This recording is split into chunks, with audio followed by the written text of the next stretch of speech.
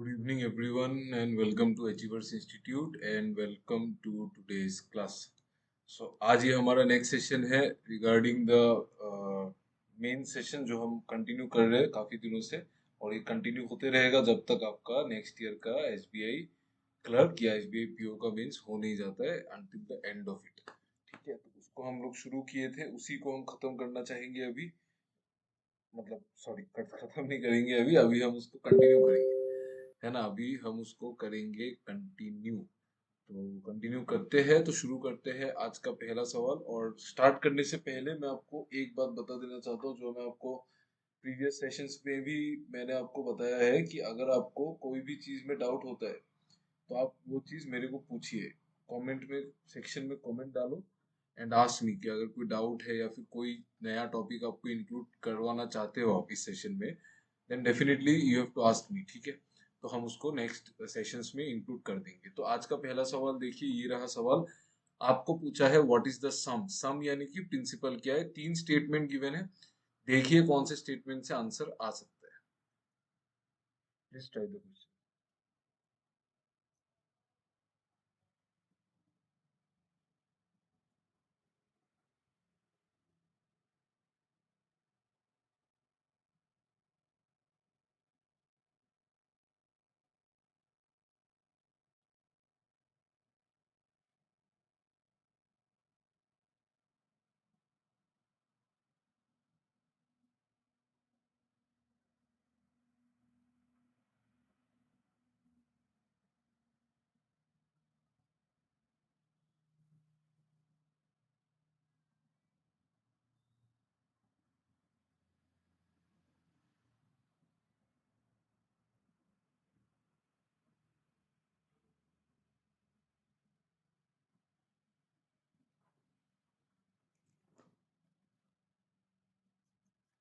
Please try to solve it. You can take 2 minutes of time, but please try to answer.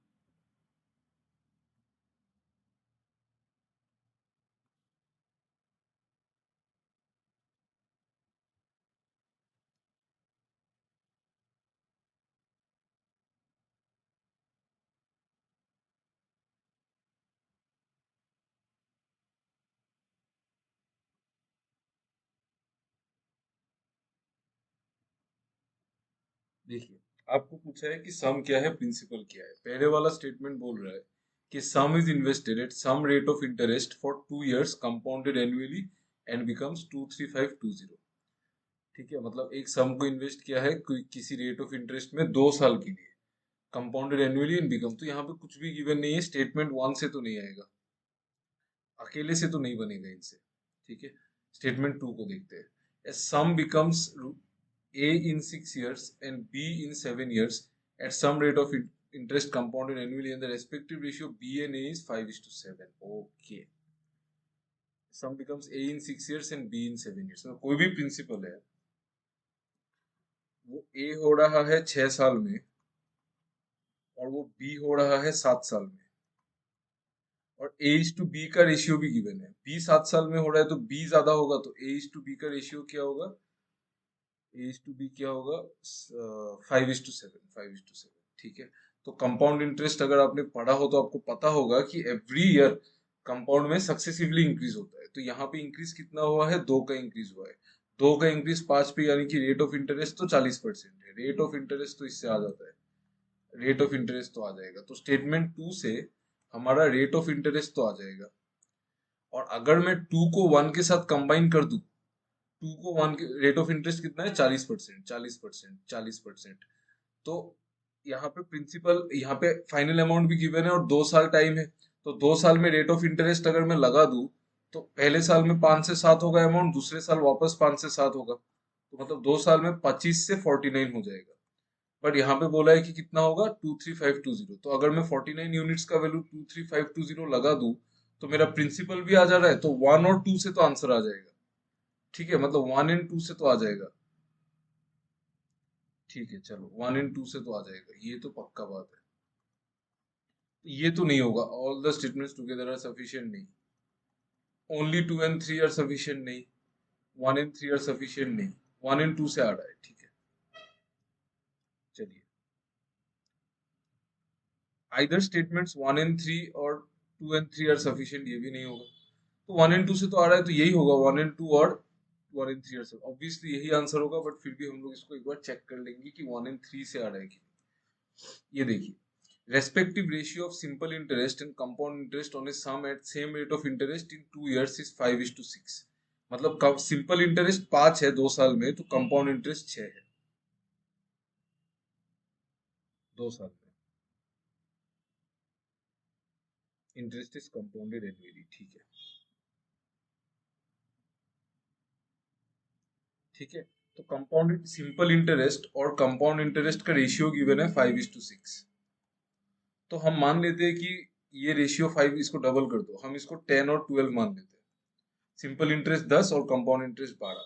तो simple interest 2 साल का 10, मतलब पहले साल में सिंपल इंटरेस्ट 5 आया होगा, दूसरे साल में सिंपल इंटरेस्ट 5 आया होगा, क्योंकि सेम आता है सिंपल इंटरेस्ट। और कंपाउंड इंटरेस्ट कितना है, 12 है, तो इधर तो 10 आ गया, तो 2 और तो 12 हो गया।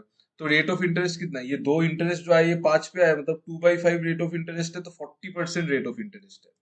तो इसका मतलब तीसरे स्टेटमेंट से भी हमारा रेट ऑफ इंटरेस्ट निकल जा रहा है। तो तीसरे को भी अगर मैं एक 1 के साथ कंबाइन कर दूं तब भी आंसर आ जाएगा। तो इसका आंसर होगा आइदर 1 and 2 टुगेदर और 1 and 3 टुगेदर। ठीक है, I hope it is clear. अगर आपको simple compound interest related doubts होता है तो आप हमारे बैच को ज्वाइन कर सकते हैं, जहां पे हमने सिंपल कंपाउंड इंटरेस्ट को बहुत अच्छे से पढ़ा है। और ये बहुत इजी चीज है, मतलब अभी आपको समझ में नहीं आ रहा होगा, बट जो लोग मेंस के लिए प्रिपेयर कर रहे हैं उनको तो ये पता होना चाहिए। ठीक है, तो चलते आगे बढ़ते। यहाँ पे मैंने कुछ नहीं किया, मैं आपको फिर से और एक बार समझा देता हूँ तीसरा वाला क्या किया है। यहाँ पे एस आई 10 है, सी आई 12 है। तो एस आई अगर 10 है, मतलब एक साल का एस आई 5 है, दूसरे साल का 5 और सी आई 12 है, तो पूरा ही सी आई होता है। तो सी आई 10, 10 और 2। तो ये जो इंटरेस्ट आया है ये वाला, ये किस पे आया है, ये 5 पे आया है ना, तो रेट ऑफ इंटरेस्ट 2/5 होगा, 40%। ठीक है चलिए,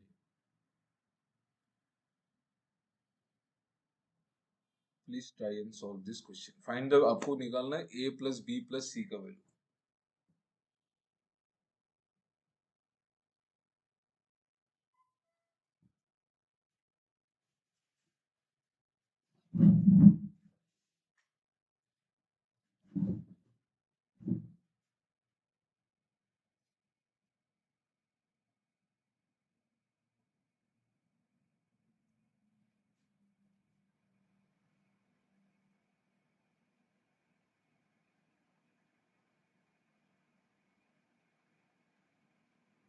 प्लीज सॉल्व दिस क्वेश्चन।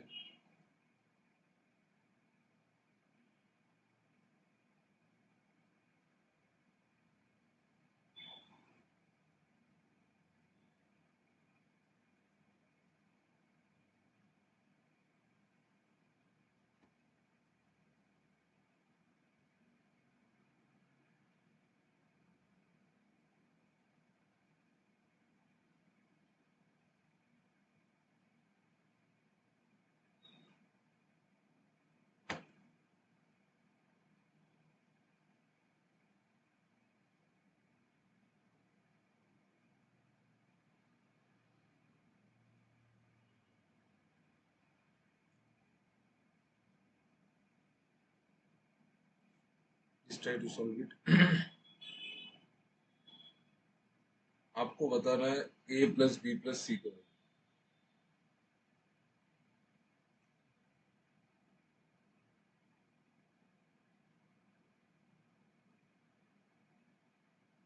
देखते हैं। देखो पहला स्टेटमेंट से तो आंसर नहीं आएगा, सब इंटीजर होने से भी ए माइनस, एक सेकेंड, आ जाएगा शायद, आ जाएगा शायद। अगर ए बी और सी इंटीजर है और तीन का स्क्वायर भी 0 हो रहा है, तीनों का स्क्वायर 0 हो रहा है, तो मतलब हर एक 0 ही होगा। नेगेटिव तो होगा नहीं, पॉजिटिव भी नहीं होगा, नेगेटिव तो नहीं होगा। और पॉजिटिव होने से 0 बनाने के लिए दूसरा नेगेटिव चाहिए, मतलब मैं क्या बोल रहा हूँ, मैं ये बता रहा हूँ कि a minus two whole square B, देखो ये वाला चीज a minus two whole square plus b minus four whole square plus c plus one whole square, इसका वैल्यू जीरो है ना। तो ये तो इंटीजर्स है ना, ए बी सी तो इंटीजर्स है, तो ये तो एक इंटीजर ही आएगा, और ये जो वैल्यू है ये तो हमेशा पॉजिटिव ही आएगा। तो या तो पॉजिटिव आएगा या तो जीरो आएगा, नेगेटिव तो नहीं आएगा ना। नेगेटिव तो नहीं आएगा ना, तो पॉजिटिव या तो जीरो आएगा। तो अगर हर एक चीज पॉजिटिव होता तब तो कुछ पॉजिटिव रिजल्ट आता। ठीक है, अगर एक भी चीज पॉजिटिव होता तब भी पॉजिटिव रिजल्ट आता, बट यहाँ पे जीरो आ रहा है ना, इसका मतलब हर एक चीज जीरो है। तो मतलब ए टू है, बी फोर है, और सी माइनस वन। इससे ए प्लस बी प्लस सी आ जाएगा, two plus four six minus one five. तो इससे स्टेटमेंट वन से तो बन जाएगा आंसर। स्टेटमेंट वन तो सफिशियंट है। स्टेटमेंट टू को देखिए, सम ऑफ, अच्छा वन अगर सफिशियंट है तो वन को हम कंबाइन नहीं करेंगे। ठीक है, हम कंबाइन नहीं करेंगे। स्टेटमेंट टू क्या बोल रहा है, any of them alone, only one alone. ठीक है, सब वन अलोन तो हर एक में है। ये सी तो नहीं होगा answer. A and B is six, और बी और सी का सम कितना है, थ्री है।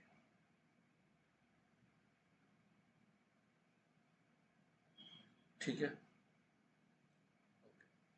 और sum of A two B and C is nine. A two B और सी का जो सम है वो नाइन है। तो देखो यहां से अगर मैं इन दोनों को कंबाइन कर दूं, टू और थ्री को, अकेले से तो नहीं बनेगा। ये स्टेटमेंट टू है, ये स्टेटमेंट थ्री है, अकेले से तो नहीं बनेगा, तो हमको कंबाइन करना ही है। तो अगर मैं कंबाइन कर दूं इन दोनों को तो ये वाला जो स्टेटमेंट है वो तो यही स्टेटमेंट है। मतलब देखो यहाँ पे बोला है कि a plus B equal to six है, बी प्लस सी थ्री। तो अगर ये तो यही बोला है ना, इन दोनों इक्वेशन को अगर मैं ऐड कर दूं तो a plus two B plus C is equal to nine ही आएगा। ठीक है, और वहां पे भी वही गिवन है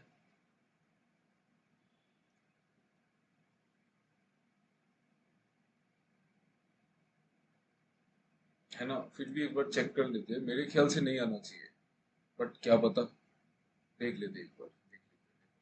इससे इससे हम a को रिप्लेस कर सकते हैं सिक्स माइनस बी, और इससे हम b को रिप्लेस कर सकते हैं थ्री माइनस सी।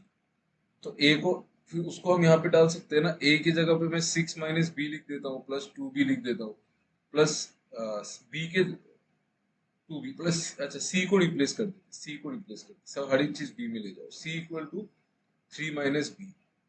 तो three minus B is equal to nine.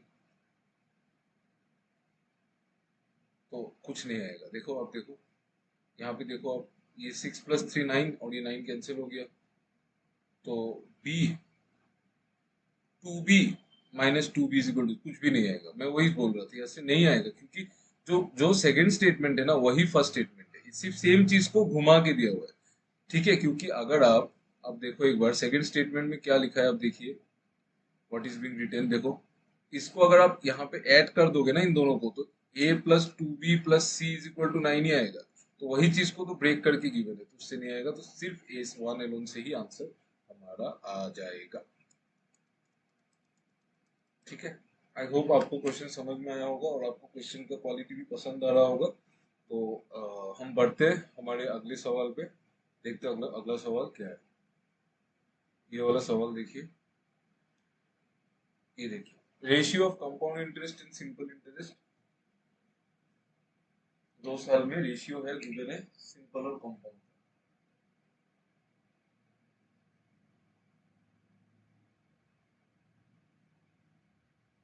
Sorry, compound और सिंपल, करेक्ट।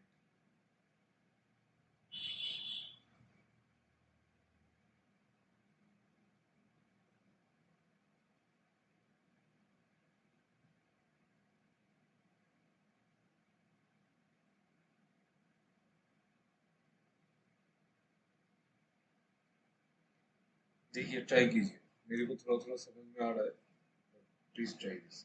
अच्छा क्वेश्चन, आपको पता है, पता पूछा गया है कि ब्लैंक में क्या आ सकता है।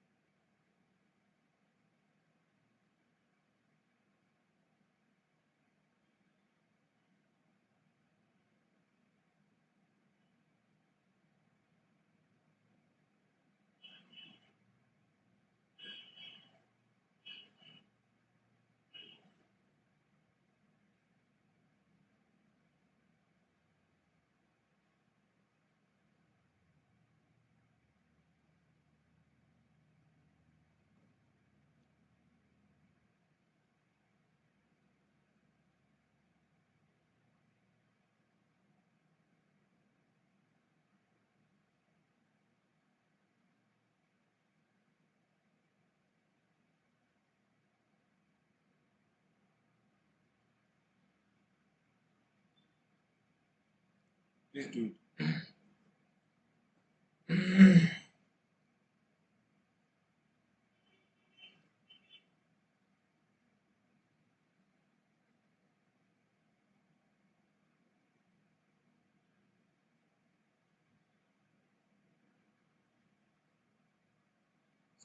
एक स्टेप में निकालेंगे आंसर, जल्दी कीजिए। जल्दी कीजिए प्लीज। मेरे को नहीं, ये लग रहा है कि 8/5 ही होगा ये चीज। देखो मेंस में हमेशा खेल हमेशा आने का नहीं होता है, जल्दी आने का खेल होता है कि आप जल्दी कैसे उसको निकाल सकते हो, बस वही वही है। ये सवाल उसी तरीके से बनेगा, ट्राई कीजिए।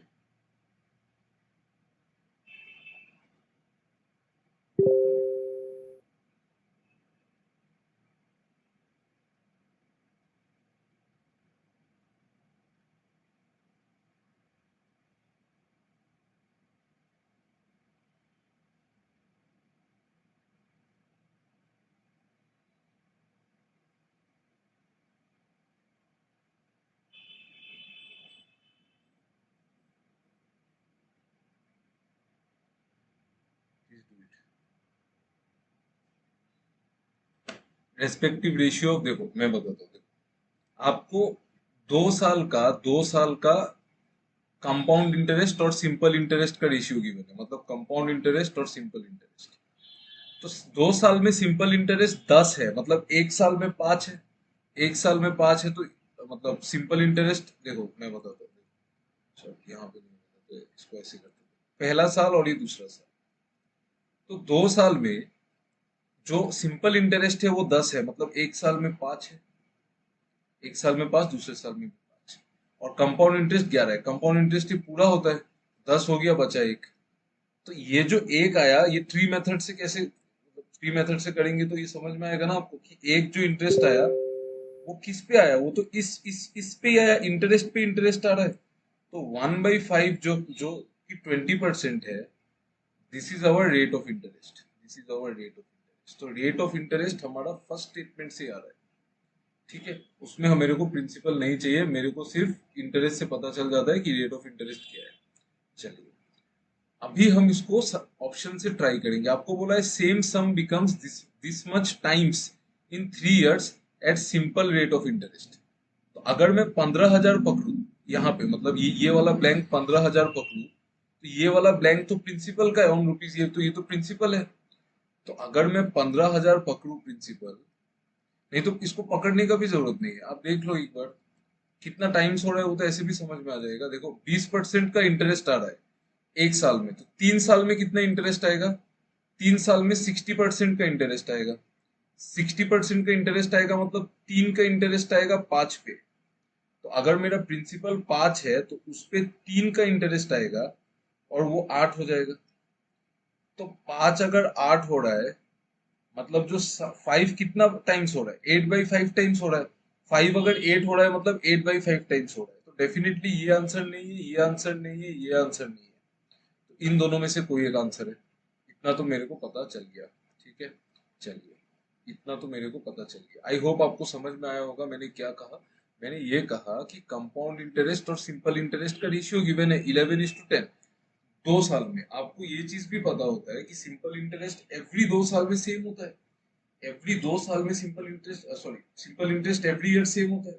तो अगर 2 साल में 10 है तो पहले साल में 5 होगा, दूसरे साल में भी 5 होगा ना। पहले साल में 5 होगा, दूसरे साल में भी 5 ही होगा सिंपल इंटरेस्ट। तो अभी अगर 10 है सिंपल इंटरेस्ट, तो और बचा हुआ एक 11 है ना, ये तो एक तो ये है यहाँ पे सेकेंड ईयर का। तो ये जो इंटरेस्ट लगा ये किस पे लगा? इस पे ही लगा। इस पे ही लगा ना, तो 1/5 रेट ऑफ इंटरेस्ट 20%। अभी मैं बोल रहा हूँ कि अगर आप उस प्रिंसिपल को 3 साल के लिए सिंपल इंटरेस्ट में डालेंगे तो 1 साल में तो 20% आ रहा है, तो 3 साल में 60% आएगा। तो 3 इंटरेस्ट आएगा 5 पे, मतलब अगर मेरा प्रिंसिपल 5 रहता है तो उसको इंटरेस्ट 3 आके अमाउंट बनेगा 8। अमाउंट बनेगा 8। तो अभी आपको ये चेक करना था इसमें कि कितना टाइम्स हुआ है। तो 5 8 हुआ है, मतलब 8/5 टाइम्स हुआ है, तो उससे मैंने ये सारा ऑप्शन एलिमिनेट कर दिया, ठीक है। चलिए आगे बढ़ते हैं। अच्छा अभी मेरे पास प्रिंसिपल का दो ऑप्शन है, 15,000 और 12,000। The compound interest on 20% more sum at same rate of interest in 3 years is 1314.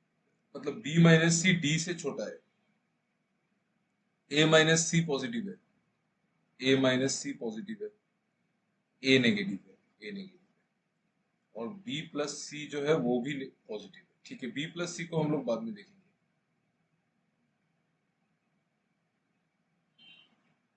ठीक है, देखिए ए माइनस सी पॉजिटिव है और ए नेगेटिव है, तो ए अगर नेगेटिव होता है मतलब आप सब समझ लो कि ए कोई नेगेटिव नंबर है, -3, minus C is less than C, sorry greater than सी।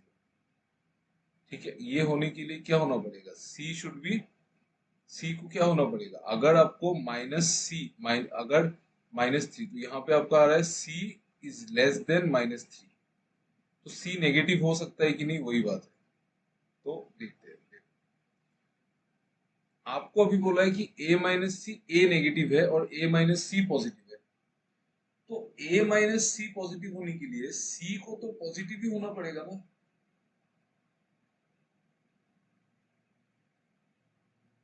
सी अगर पॉजिटिव हो जाता है,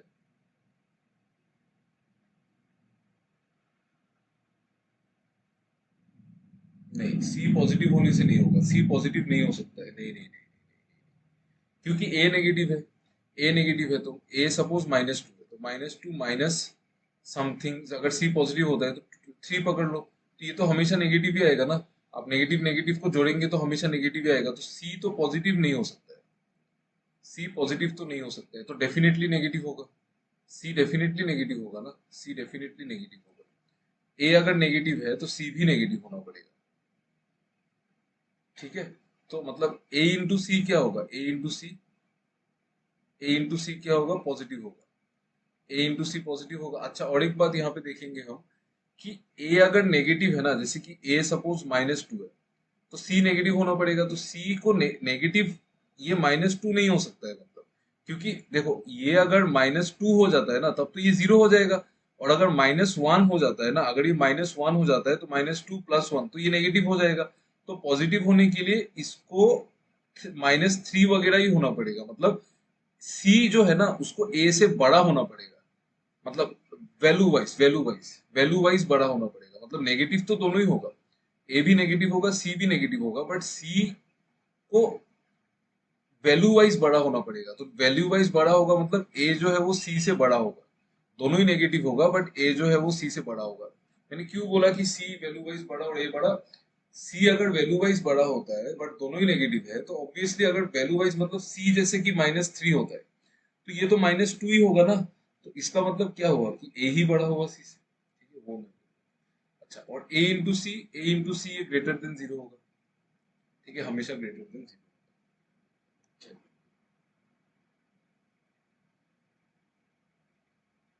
चलिए, तो ए और सी का तो हमने सॉल्व कर दिया। ठीक है,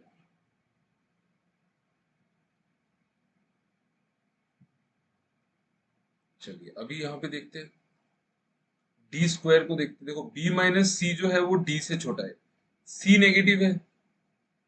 अच्छा, और बी प्लस सी पॉजिटिव है, ये यहाँ पे देखो, बी प्लस सी अगर पॉजिटिव है, जब सी तो नेगेटिव है, तो बी को नेगेटिव होना है कि पॉजिटिव होना है, बी को पॉजिटिव ही होना है। देखो अगर सी आप कोई भी नेगेटिव वैल्यू ले लो, तो बी बी -2 अगर पॉजिटिव होना है तो बी पॉजिटिव ही होना है, बी नेगेटिव होने से नेगेटिव नेगेटिव तो नेगेटिव हो जाएगा ना, नेगेटिव प्लस नेगेटिव नेगेटिव हो जाएगा, तो मतलब बी को पॉजिटिव ही होना है, बी तो पॉजिटिव ही होगा। ठीक है, और बी सी से बड़ा होगा कि नहीं वो बोल सकते हैं, बड़ा होगा, मतलब पॉजिटिव है तो बड़ा ही होगा, करेक्ट, बट वैल्यू टर्म्स में भी बड़ा होगा। मतलब देखिए मैं आपको ये चीज समझा दूं, आई थिंक आप लोगों को ये चीज समझ में नहीं आ रहा है, जस्ट अ मिनट।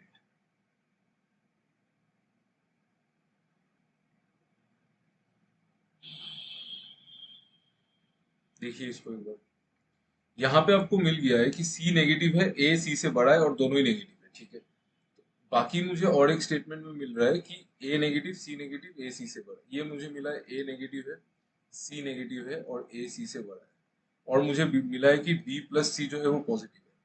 तो सी तो नेगेटिव है ना, आप कोई भी नेगेटिव नंबर ले लो -2, तो बी जो है वो तो 2 नहीं हो सकता है ना, 2 नहीं हो सकता है, इवन -2 से छोटा 1 भी नहीं हो सकता है, क्योंकि तभी नेगेटिव हो जाएगा, तो बड़ा ही होना पड़ेगा ना 3, और पॉजिटिव भी होना पड़ेगा, मतलब बी जो है वो पॉजिटिव भी होगा, 3 हो सकता है, 4 हो सकता है, और सी से बड़ा भी होगा, वैल्यू टर्म्स में सी से बड़ा भी होगा, तो जो बी बी होगा ना वो वैल्यू टर्म्स में सी से बड़ा भी होगा, ठीक है, ये चीज ध्यान रखना है, बी जो है वो सी से बड़ा भी होगा, तो बी स्क्वायर प्लस सी स्क्वायर, ठीक है, और ए तो सी से छोटा है, ए तो सी से छोटा है, देखो ए सी से बड़ा है, ओके, ए सी से बड़ा है ना, ए भी सी से बड़ा है,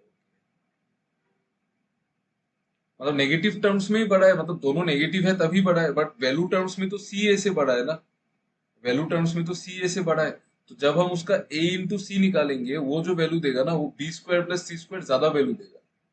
आई थिंक आपको समझ में आ रहा है, ठीक है, क्योंकि सी ए से बड़ा है, सी अगर ए से बड़ा है तो सी इंटू ए तो समथिंग ऐसा वैल्यू देगा, कोई भी वैल्यू देगा, सी अगर ए से बड़ा है तो सी इंटू ए जो वैल्यू देगा that will obviously be less than C square, C into A जो वैल्यू निकालेगा वो हमेशा सी स्क्वायर से कम होगा, ठीक है, और यहाँ पे तो मेरा वैल्यू ही सी स्क्वायर से ज्यादा है, सी स्क्वायर प्लस बी स्क्वायर, तो 2 तो 1 से बड़ा है, ये तो श्योर है, ठीक है, अभी हम डी को देखते हैं, डी देखो, आपको कहा है कि B minus C is less than D, B minus C is less than D, B और सी का रिलेशन क्या है, mod B greater than mod C, ठीक है, mod B greater than mod C, तो B minus C is less than D, मतलब B तो positive है, सी नेगेटिव है, तो बट बी माइनस सी तो पॉजिटिव ही होगा ना, समझ में आ रहा है ना, बी तो पॉजिटिव ही है ना, ये तो पॉजिटिव है और यही नेगेटिव है, तो नेगेटिव नेगेटिव पॉजिटिव होगा, बट वो स्टिल डी से छोटा है, ठीक है, मतलब अगर मैं वैल्यू टर्म्स में बोलूँ ना, तो मतलब अगर मैं वैल्यू टर्म्स में बात करूं तो बी प्लस सी जो है ना वो डी से छोटा है, मतलब डी बी से भी बड़ा है, सी से भी बड़ा है,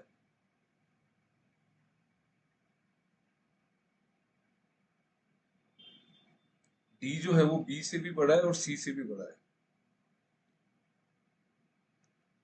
तो बी स्क्वायर प्लस सी स्क्वायर से भी बड़ा होगा कि नहीं, ये मैं कैसे बोल सकते हैं, 2 तो 1 से बड़ा है यार, sorry sorry sorry sorry sorry, यहाँ पे गलत लिख दिया था, 2 3 से बड़ा है,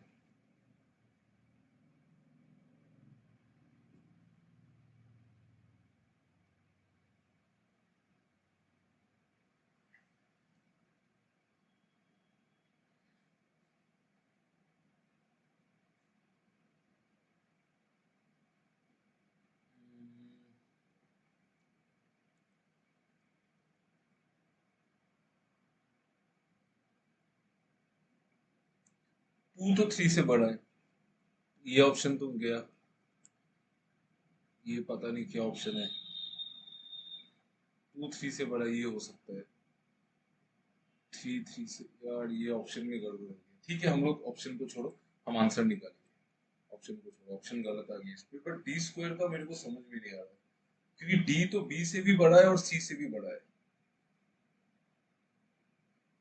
बी से बड़ा है, सी से बड़ा है, तो ए से भी बड़ा ही होगा, मतलब जो वन है ना वो, जो मतलब डी स्क्वायर जो है ना वो तो बी से भी बड़ा है और सी से भी बड़ा है, तो ए से भी बड़ा ही होगा ना, तो मतलब डी स्क्वायर जो है वो ए सी से तो बड़ा ही होगा, तो मतलब ये जो वन है ना वो 100% 3 से बड़ा है, 3 से बड़ा है, वन 3 से बड़ा है, और टू भी 3 से बड़ा है, तो वन भी 3 से बड़ा है और टू भी 3 से बड़ा है, बट वन और टू को हम लोग कंपेयर ही नहीं कर सकते,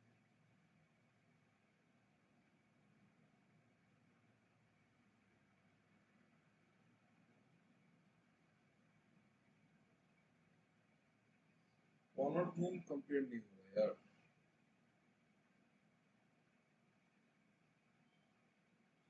बी स्क्वायर प्लस सी स्क्वायर है, डी स्क्वायर, तो डी तो बी प्लस सी से बड़ा है, बी स्क्वायर प्लस सी स्क्वायर से बड़ा होगा क्या,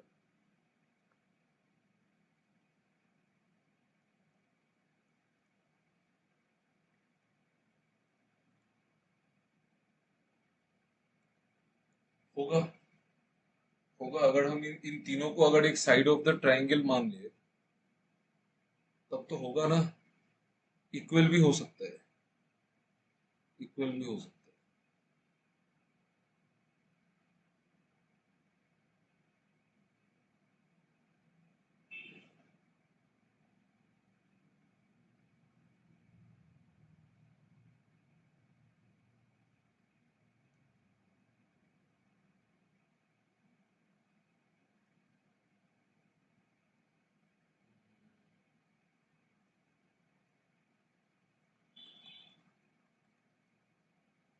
बड़ा ही होगा यार, बड़ा ही होगा। डी अगर बी प्लस सी से बड़ा है तो डी स्क्वायर भी बी स्क्वायर प्लस सी स्क्वायर से बड़ा होगा।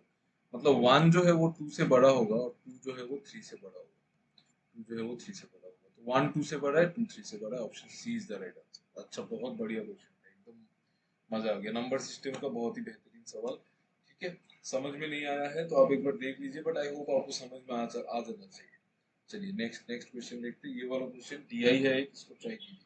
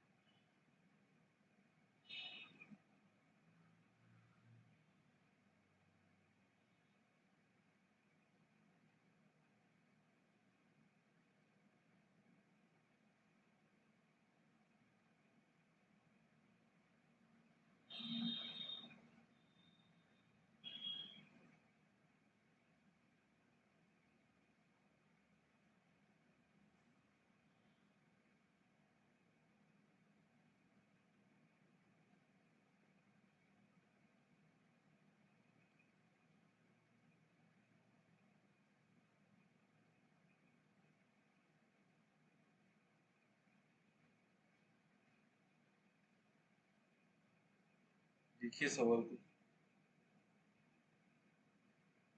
Pizza burger and sandwich.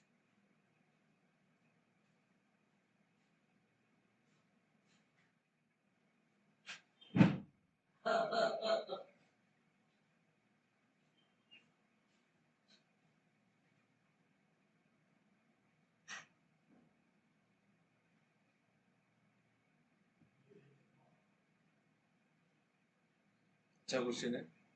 18 students like all three, pizza burger और सैंडविच के बारे में बताया।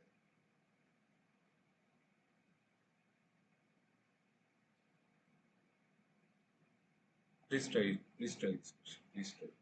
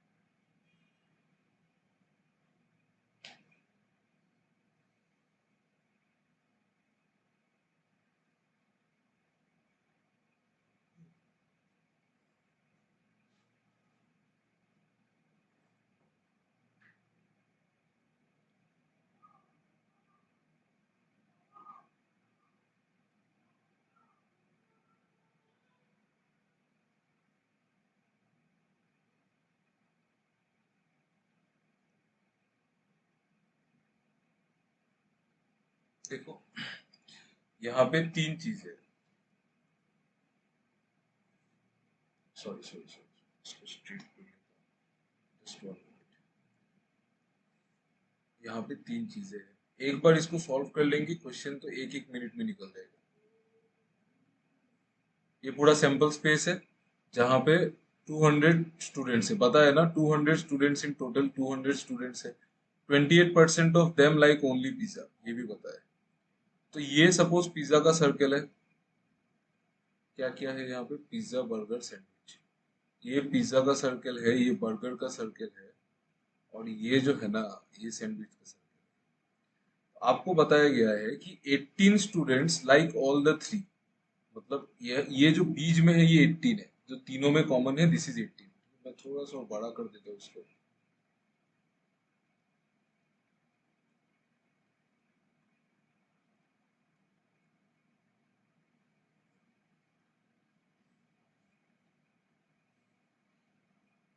ये पिज्जा है, ये बर्गर है, ये सैंडविच, और ये पूरा का पूरा सैंपल स्पेस है। जहां पे टोटल 200 स्टूडेंट है। अभी सवाल को देखिए, 18 students like all three, 18 students को तीनों ही पसंद है, तो यहाँ पे 18 आएगा। एंड 14 स्टूडेंट्स लाइक नन, तो 14 स्टूडेंट्स नन मतलब कुछ कहीं भी नहीं है तो बाहर है। फिर देखिए 28% of them like only pizza, only pizza वाला सर्कल कौन सा, ये वाला, ये वाला पार्ट, दिस पार्ट, सिर्फ ओनली पिज्जा मतलब ये वाला। तो कितने परसेंट को पसंद है ओनली पिज्जा, 28% ऑफ 200 और 28 का डबल 56 स्टूडेंट्स को पसंद है। 30 students like both pizza and burger and 55% of students like pizza। मतलब 55% मतलब 110। तो मतलब ये यहाँ पे देखो 55% ऑफ 200 कितना होता है, 55 का डबल 110, 110। तो मतलब ये जो पिज्जा वाला सर्कल है ना, ये 110 का है। मतलब ये वाला पार्ट पूरा पूरा ये 110 का है, ठीक है। तो मुझे इसका और इसका सम पता है, मतलब ठीक है, क्योंकि 56 और 18 तो हो गया, वो कितना हो गया 74, बचा कितना 36। इसका मतलब ये वाला चीज और ये वाला चीज का जो सम है ना वो 34 है, ठीक है। ये तो पक्का बात है, ठीक है चलिए। और 30 students like pizza and burger, तो पिज्जा एंड बर्गर मतलब ये वाला पार्ट, ये पिज्जा एंड बर्गर, ठीक है, पिज्जा एंड बर्गर ये वाला पार्ट, ये वाला, ये, ठीक है। ये वाला पार्ट में 30 स्टूडेंट्स है।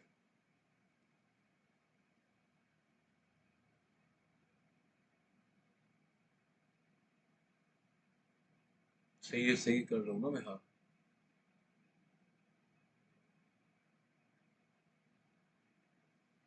पिज्जा एंड बर्गर ये वाला पार्ट 30 है, जिसमें से ये 18 है तो ये 12 होगा। तो अभी देखो ये 30 हो गया, 18 प्लस 12 30, और 56, 86 हो गया, बचा कितना 24, तो ये 24 हो गया, ठीक है, क्योंकि ये पूरा सर्किल 110 है। उसके बाद देखो number of students who like both burger and sandwich but not pizza is 25% of number of students who like pizza and sandwich but not burger, burger and sandwich but not pizza मतलब burger and sandwich ये वाला जो part है ना, ये वाला, ये 25% है किसका, वो like pizza and sandwich but not burger, मतलब 24 का ये वाला पार्ट, 24 का 25% है, मतलब 1/4 है। तो 1/4 कितना होता है 6, 24 का 1/4 6 हो गया। उसके बाद देखिए the ratio of the number of students who like only burger to only sandwich is 4:3। Only burger मतलब ये जो खाली पार्ट है ये, और इसका रेशियो है 4:3। तो रेशियो से सॉल्व कर लेंगे ना। हमारे हमारे कितने लोग हो गए, देखो यहाँ पे ये पिज्जा में हो गए 110, ये पूरा सर्किल 110, इसमें 6 तो 116 हो गया, 116 हो चुका है, और बाहर 14 है तो 130 तो हो गया। बचा कितना 70, वो किस रेशियो में आएगा 4:3 के रेशियो में। मतलब 70 को अगर मैं 4:3 में डिवाइड कर दूं तो 4 यूनिट हो जाएगा 40, और 3 यूनिट हो जाएगा 30। तो ये हो जाएगा 40 और ये हो जाएगा 30। हो गया वेन डायग्राम, बस खत्म खत्म, कुछ भी नहीं था, ठीक है। चलिए अभी देखते हैं आगे। What is the difference between the number of students who like sandwich and the number of students who like burger? Sandwich का कितना है, सैंडविच का सर्कल देखो, सैंडविच का सर्कल से ये वाला पूरा सर्कल, मुझे ये बर्गर वाला सर्कल माइनस करना है, ये पूरा फुल सर्कल। तो बर्गर कितना है, बर्गर देखो 40 46 और 30 76। सैंडविच कितना है देखो 30 और 30 60 78। तो आपको पूछा है what is the difference between the number of students who like sandwich and burger. तो सैंडविच 76 है, बर्गर 78 76, दो student. What is the ratio of the number of students who like only pizza, only pizza कितने लोग हैं 56, to the number of students who like only burger, only burger कितना है 40। 56 और 40 4 से काट दो, 4 से काटेंगे तो 14:10, यानी कि 7:5। 8 से काट देते तो 7:5 आ जाता। Next, what is the number of students who like at most one item, at most one item मतलब उनको कुछ पसंद नहीं भी हो सकता है, या मैक्स ज्यादा से ज्यादा एक आइटम, दो आइटम नहीं, तीन भी नहीं, कुछ भी नहीं, या फिर ज्यादा से ज्यादा एक। तो कुछ भी नहीं में कितने लोग हैं, कुछ भी नहीं 14 लोग, और एक मतलब ये 30, सिर्फ ओनली सैंडविच 30 प्लस 56 प्लस 14, तो 30 प्लस 40 70, और 126 और 14 140 लोगों को एटमोस्ट वन आइटम पसंद है। एटमोस्ट मतलब वन मतलब या तो कुछ पसंद नहीं है या तो सिर्फ एक पसंद है। This is the meaning of at most. ये वाला देखिए, what percent of all student like at least two items, please do it. ये वाला आप लोग करिए।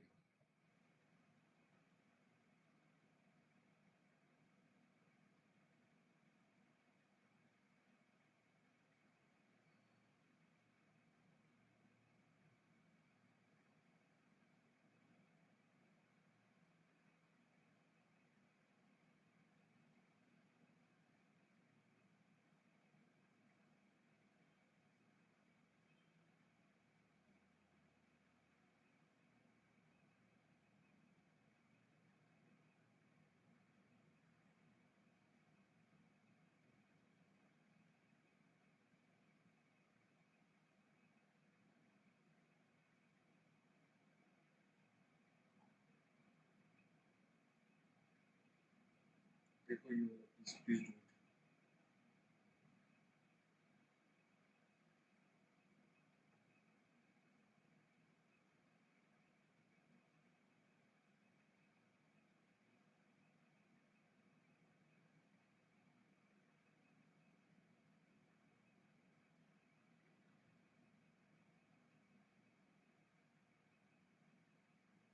What percent of all students like at least two items. At least two मतलब मिनिमम दो या दो से ज्यादा।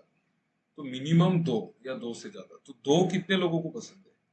ये 12 लोगों को पिज्जा और बर्गर, 18 लोगों को तीनों पसंद है, और 24 लोगों को पिज्जा और सैंडविच, और 6 लोगों को बर्गर और सैंडविच। इन सबको जोड़ दो, इधर 30 और इधर भी 30, 60।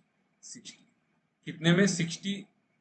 60 अगर 200 में है तो 100 में कितना होगा? 30%। 30%। ये वाला क्वेश्चन है, what is the ratio of number of students who like pizza but not burger to the number of students who like only burger.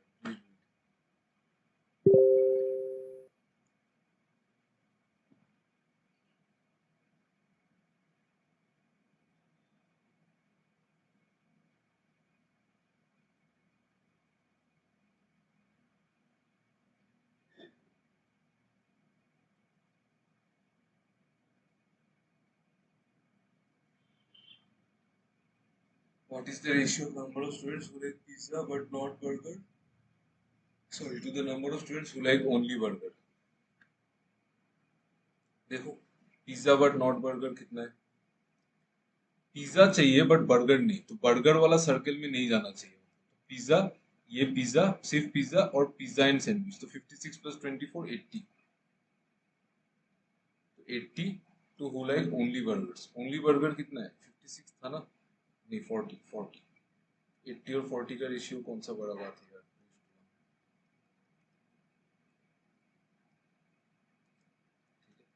चलिए ये वाला क्वेश्चन, आप लोग, ये वाला इसको हम लोग कल करेंगे, नहीं तो देखते हैं, अगर टाइम होता है तो आज ही करेंगे। ये वाला क्वेश्चन प्लीज, अच्छा क्वेश्चन है।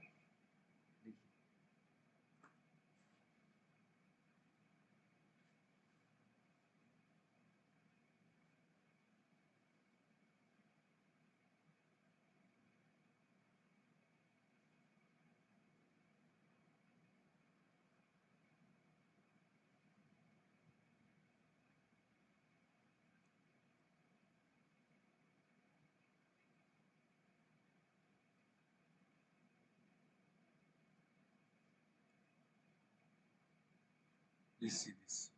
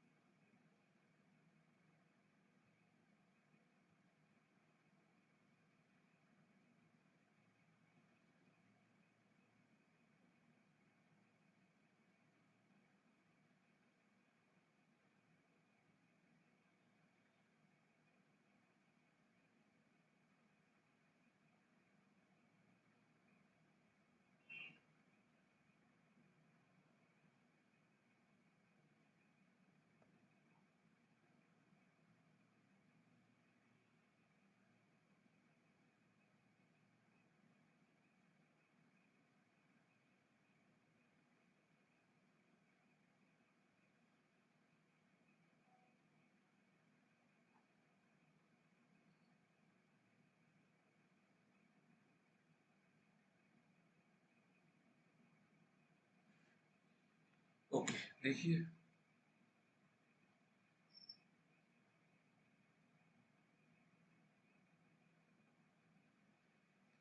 Find the percentage of impurity in the mixture. देखिए देखिए पहला स्टेटमेंट से मेरे को तो लग रहा है आ जाएगा।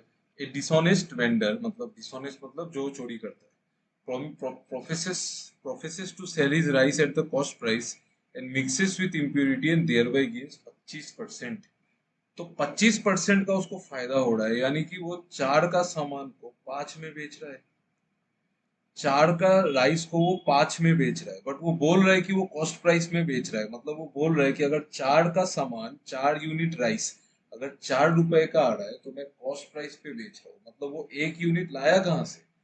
वो एक यूनिट है इम्प्योरिटी। अगर इसमें राइस 4 यूनिट है तो इम्प्योरिटी इस पे 1 यूनिट है, तभी वो उसको सेल कर रहा है 5 के दाम में। 4 को 5 के दाम में सेल कर रहा है और बोल भी रहा है कि वो कॉस्ट प्राइस पे ही बेच रहा है। मतलब 1 यूनिट इम्प्योरिटी है। तो परसेंटेज ऑफ इम्प्योरिटी कितना है? 1 यूनिट इम्प्योरिटी है टोटल कितने में? 5 में। तो टोटल परसेंटेज कितना है? 20%।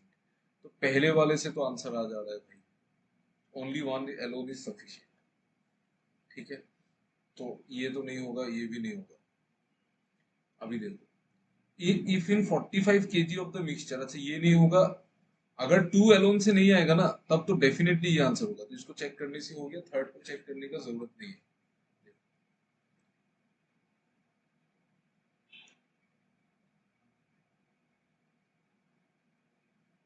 इससे भी आ जाएगा यार, इससे भी आ जाएगा। 3 से भी आ जाएगा। देखो 3 तो बहुत जी, पहले ये देख लेते हैं। पहले two, if in 45 kg of the mixture 5/2 times quantity of impurity is equal to 150% of 2/3 of the quantity of the whole mixture। 45 kg mixture है, 5/2 टाइम्स क्वांटिटी ऑफ इम्प्योरिटी।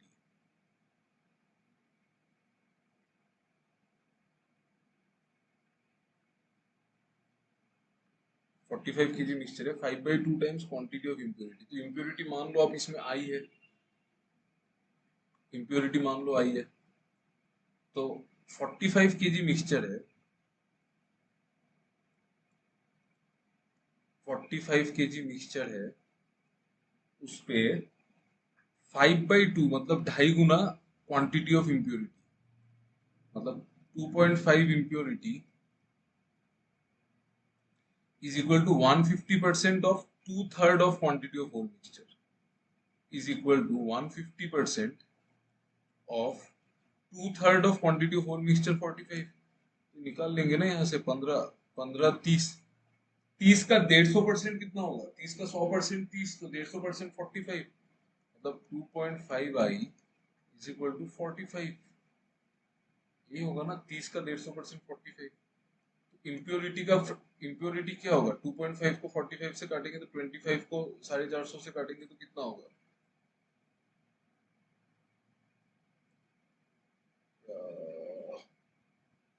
क्या ये 5/2 times quantity of impurity is equal to 150%, 2/3 of the quantity of the whole mixture. 2/3 इसका 30 होगा, तो 150% 30 का होगा 45। तो 2.5 गुना जो इम्प्योरिटी है वो 45 टाइम से होल मिक्सचर का। अच्छा इसको ऐसे नहीं करेंगे, देखो यहाँ पे ना मिक्सचर को टोटल टी रख दो, टी रख दो, ऐसे तो निकलेगा ही नहीं आंसर कभी। तो ये हो जाएगा आपका 50%। तो 50% मतलब 50% इंटू 2 मतलब 100%। 100% मतलब टी। तो I/T का जो रेशियो आएगा ना, वो आएगा 1/2.5, मतलब 2/5। मतलब अगर टोटल 5 है तो उसपे इम्प्योरिटी 2 है, तो इम्प्योरिटी का परसेंटेज कितना हो गया? 40%। तो सेकेंड वाले से भी आ जा रहा है 40%। The ratio of quantity of pure rice in the mixture to total quantity of mixture is 3:5। मतलब अगर राइस इसमें 3 यूनिट है तो टोटल इसमें कितना है? 5 यूनिट। तो इम्प्योरिटी कितना होगा? Remaining 2 unit. तो इम्प्योरिटी 2 यूनिट हुआ टोटल 5 यूनिट पे, मतलब 40%। तो किसी भी एक से आ रहा है, either of them alone is sufficient to answer the question. चलिए अभी आप लोग ये वाला क्वेश्चन करिए। नहीं तो इस क्वेश्चन को हम लोग नेक्स्ट क्लास में डिस्कस करेंगे। मेरा हमारा जो कोशिश है वो ये है कि हम सेशंस को शॉर्ट एंड क्रिस्प रखें ताकि 5-6 क्वेश्चन डिस्कस हो और सेशंस डेली आए। डेली बेसिस में अगर आप 5-6 क्वेश्चन की प्रैक्टिस करेंगे मेंस लेवल के, तो आपका मेंस बहुत ज्यादा तगड़ा प्रिपरेशन में चलने वाला है। Thank you all for listening to the class. अगर आपको कोई भी सजेशन है, मैं आपको बार बार बोल रहा हूँ कि प्लीज हमको बताइए so that we can really work on it, वो हम आपके लिए प्रोवाइड करवा सकें। चलिए, thank you everyone, bye bye.